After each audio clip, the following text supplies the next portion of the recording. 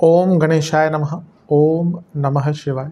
मैं निखिल ज्योतिष आचार्य आप सभी का मेरे चैनल पर पुनः स्वागत करता हूं। आशा करता हूं कि आप सभी स्वस्थ होंगे। महादेव की कृपा आप सभी पर सदैव बनी रहे। ये वीडियो कर्क यानी कि कैंसर के लिए बहुत विशेष है, क्योंकि वीडियो है 16 जून से 22 जून 2025 के साप्ताहिक राशिफल के बारे में। कैसा रहेगा आने वाला सप्ताह कर्क के लिए। जो मेरा साप्ताहिक राशिफल होता है वो प्रमुखतः चंद्रमा और उनकी गति पे आधारित होता है। चंद्रमा एक ऐसे विशेष ग्रह हैं जो बहुत तेज गति से भागते हैं और करीबन 2.25 से 2.5 दिन में राशि बदल लेते हैं। स्वाभाविक है कि पूरा हफ्ता जो कि 7 दिन का होता है उसमें चंद्रमा कई बार राशि बदलेंगे। चंद्रमा मन के कारक है और उनकी विशेषता ये भी है कि जिस भी भाव में जाते हैं उसको एक्टिवेट कर देते हैं।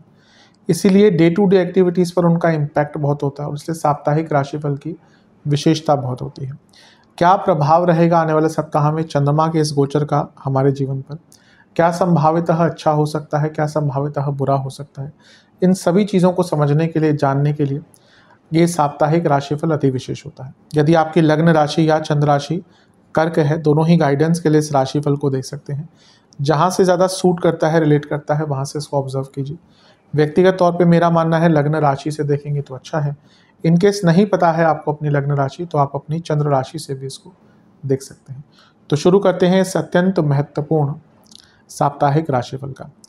चंद्रमा आपके सप्तम भाव को छोड़कर आपके अष्टम भाव यानी कि कुंभ में प्रवेश कर जाएंगे।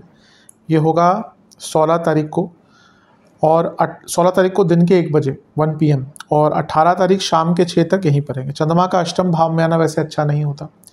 अब क्योंकि वो आपके लग्नेश हैं, लग्न से अष्टम में जाना, लग्नेश होने के नाते लग्न से अष्टम में जाना भी अच्छा नहीं होता। ये एक अनिश्चितता दिखाता है।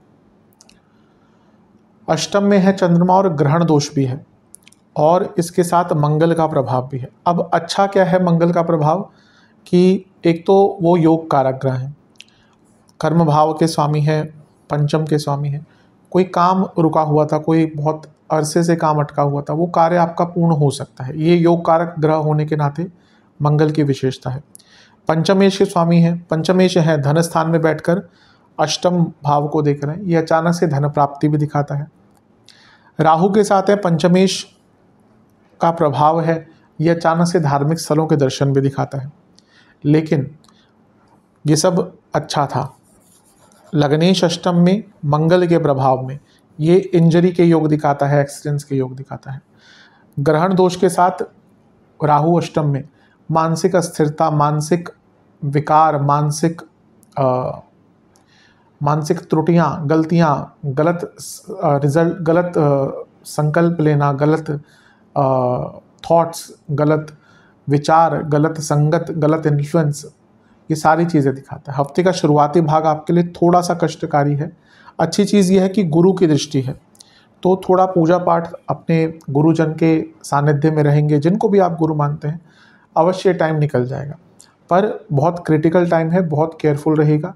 जैसे मैंने कहा, इंजरी के योग भी हैं, सेहत बिगड़ने के योग भी हैं और एक बहुत अनिश्चिततापूर्ण टाइम जाएगा। आपको समझ नहीं आएगा कि हफ्ते का शुरुआत कैसा बीत रहा है। बस जैसे मैंने कहा, एकमात्र चीज़ जो है, ठीक है, मंगल योग कारक होने के नाते वो आपको भौतिक जीवन में थोड़ा सा धन प्राप्त करवा सकते हैं ज़्यादा, लेकिन अंगारक दोष में है खुद और अष्टम में चंद्रमा है। राहु का प्रभाव तो ग्रहण दोष, अष्टम के चंद्रमा तो और मंगल जो अंगारक दोष बनाते हुए प्रभाव डाल रहे हैं। तो यहाँ पे केवल मात्र गुरु ही हैं जो बचा सकते हैं। तो आध्यात्मिक रहेगा, ईश्वर की आराधना कीजिएगा, अपने गुरुजन के सानिध्य में रहकर या उनसे बात कर कर ही अपने कार्यों को पूर्ण कीजिएगा। नवांश कुंडली बताती है कि शांत मन से ही आगे बढ़ना पड़ेगा। अगर मन भी एकाग्र नहीं रहा तो गलतियां बहुत होंगी। दशांश कुंडली कार्य क्षेत्र में किसी से झगड़िएगा मत। बिजनेस अच्छा है, लेकिन लॉन्ग टर्म भी सोच रखनी पड़ेगी। अभी शॉर्ट टर्म सोच तो अच्छी है, लॉन्ग टर्म सोच भी रखनी पड़ेगी। लव लाइफ, जो भी बदलाव आ रहे हैं आपके अंदर, आपके पार्टनर के अंदर, उसको एक्सेप्ट कीजिए। वैवाहिक जीवन, पुरानी चीज़ों को दूर कीजिए, पुरानी चीज़ों को ख़त्म कीजिए, पुरानी लड़ाइयों को ख़त्म कीजिए। अभी लग रहा है पुरानी ही लड़ाइयाँ चलती रहती हैं, तो आगे क्या बढ़ेंगे। स्टूडेंट्स की जहाँ तक बात है, ठीक है, ऐसी कोई बड़ी दिक्कत नहीं दिख रही। हाँ, थोड़ा सा अध्यात्म की साइड जाइए, उससे पूरे मन में, पूरे जीवन में एक एकाग्रता आएगी। सेहत, इन्फेक्शंस, चोट, बीपी आँखों की प्रॉब्लम, ब्लड डिसऑर्डर। सर्वाष्टक 10वां घर बली है, जॉब चेंज करना चाहते हैं, हफ्ते का शुरुआती भाग अच्छा है। 18 तारीख रात के 6 बजे के आसपास चंद्रमा राशि बदल के आपके नवम भाव यानी कि मीन में आ जाएंगे और सप्ताह के अंत तक यहीं पर, नहीं सॉरी, 20 तारीख रात के 10 बजे तक यहीं पर रहेंगे। चंद्रमा का नवम भाव में आना एक प्रकार से अच्छा होता है। हाँ, हफ्ते के शुरुआती भाग के कंपैरेटिवली यहाँ पे काफ़ी सुधार देखने को मिलेगा। ये कॉन्ट्रास्टिंग डिफरेंस वाला टाइम होता है। तो आप देखिएगा कि हफ्ते का शुरुआती जो 2 दिन है, फिर 18 तारीख के शाम के 6 के बाद आप खुद देखेंगे आपके मन में बहुत शांति रहेगी। ठीक है, विष दोष आदि है वो अलग बात है, मैं आऊँगा उस पर अष्टम का जो इतना सारा प्रभाव था, ग्रहण दोष था, इतना सब कुछ था, उन चीज़ों से निकल जाएंगे। लग्नेश का नवम भाव में आना भाग्य का साथ दिखाता है और उनके साथ सप्तमेश है तो बिजनेस में आगे बढ़ने के मौके भी प्राप्त होंगे। 2 केंद्र भावों के स्वामी भाग्य स्थान में है यानी कि एक स्थिरता आपको प्रदान होगी। भाग्य का जैसे मैंने कहा साथ मिलेगा ही, बिजनेस में पैसा आएगा ही और कुछ बड़ा करने के लिए, कुछ स्टेबलाइज अपने जीवन को करने के लिए बहुत अच्छा टाइम है। यहाँ पर मंगल की दृष्टि अभी भी है और क्योंकि अब चंद्रमा की स्थिति अच्छी हो गई तो ये मंगल की दृष्टि और भी अच्छा रिजल्ट देके जाएगी। ट्रांसफ़र चाहते थे अपने कार्यक्षेत्र में, कुछ रोल चेंज करना चाहते थे अपने कार्यक्षेत्र में, हर चीज़ के लिए अच्छा एक समय है। और क्योंकि धन स्थान से बैठकर मंगल लक्ष्मी स्थान को देख रहे हैं जहाँ पर चंद्रमा बैठे हैं जो लग्नेश हैं, तो धन की वृद्धि का भी अच्छा योग है। बस ये विष दोष बना हुआ है तो अपने बॉसेस से थोड़ा सा बच के रहें, लड़ाई झगड़े हो सकते हैं। पिताजी से भी थोड़ा सा बच के रहें, लड़ाई झगड़े हो सकते हैं। नवांश कुंडली कह रही है कि अपनी वाणी में बहुत मधुरता रखिएगा। दशांश कुंडली कार्यक्षेत्र में बहुत सेफ्टी के साथ आगे बढ़ेगा, कुछ भी रिस्क लेने की आवश्यकता नहीं है। बिजनेस अच्छा है, प्रॉस्पेरिटी, प्रॉस्परस और ग्रोथ सब कुछ दिख रहा है। लव लाइफ अगर बहुत दिक्कतें चल रही थी तो चीज़ों को ठीक करने का मौका है। इवन नया रिलेशनशिप भी स्टार्ट हो सकता है। वैवाहिक जीवन एक फ्रेंडली एटमॉस्फेयर रखिए, अदरवाइज दिक्कतें बढ़ेंगी। स्टूडेंट्स से मैं यही कहूँगा कि कोशिश कीजिए कि एक अपने आप को बांधे ना, ऐसा लगता है कि आप अपने आप को बहुत बांध रहे हैं, इसके कारण आगे नहीं बढ़ पा रहे। जहाँ तक सेहत की बात है, नसों की प्रॉब्लम, गले के रोग, सर्वाष्टक में आपका सप्तम भाव बरी है। जो लोग बिजनेस करते हैं कुछ नया करने का अवसर प्राप्त होगा। 20 तारीख रात के 10 बजे के आसपास चंद्रमा राशि बदल के आपके 10वें घर में आ जाएंगे यानी कि मेष में, और सप्ताह के अंत तक यहीं पर रहेंगे। चंद्रमा का 10वें भाव में आना एक प्रकार से अच्छा ही होता है। लग्नेश है, लग्नेश होने के नाते जब 10वें घर में आएंगे तो बहुत अच्छा राजयोग बनता है और यहाँ पे वो शुक्र के साथ हैं जो खुद लाभेश भी हैं और चतुर्थेश भी हैं।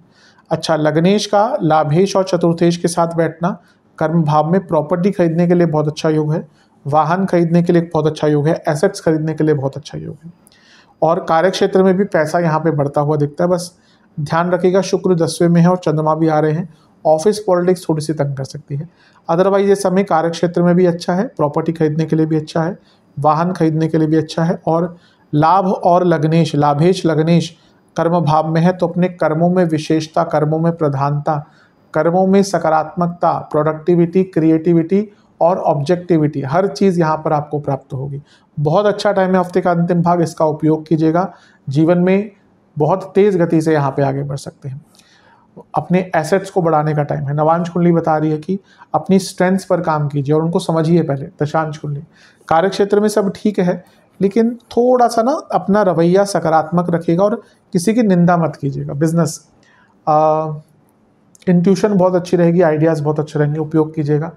लव लाइफ अपने पार्टनर के नेचर को समझिए, उनके हाव भाव को समझने का प्रयास कीजिए। वैवाहिक जीवन कम्युनिकेशन की बहुत दिक्कत दिख रही है। स्टूडेंट्स आप इन्वॉल्व नहीं हो रहे अपनी स्टडीज़ में, आपको इन्वॉल्वमेंट बढ़ाना पड़ेगा। सेहत के अनुसार ठीक है, सेहत के अनुसार गले के रोग, जिनको डायबिटीज़ है, हार्मोनल प्रॉब्लम है, उनकी दिक्कत बढ़ेगी। हड्डियों के रोग भी तंग करेंगे। सर्वाष्टक में आपका 10वां भाव ही बलिए, कार्यक्षेत्र में थोड़ा बच के रहिएगा, अच्छा काम कर पाएंगे पर ऑफिस पॉलिटिक्स भयंकर तंग करेगा। उपाय के स्वरूप में शिव चालीसा का एक बार पाठ कीजिएगा और शिव जी का गंगा जल से अभिषेक कीजिएगा। आशा करता हूँ वीडियो काम आएगी। चैनल पर नए हैं सब्सक्राइब कीजिए, वीडियो को लाइक कीजिए। मिलता हूँ अगली वीडियो में, तब तक के लिए ओम नमः शिवाय।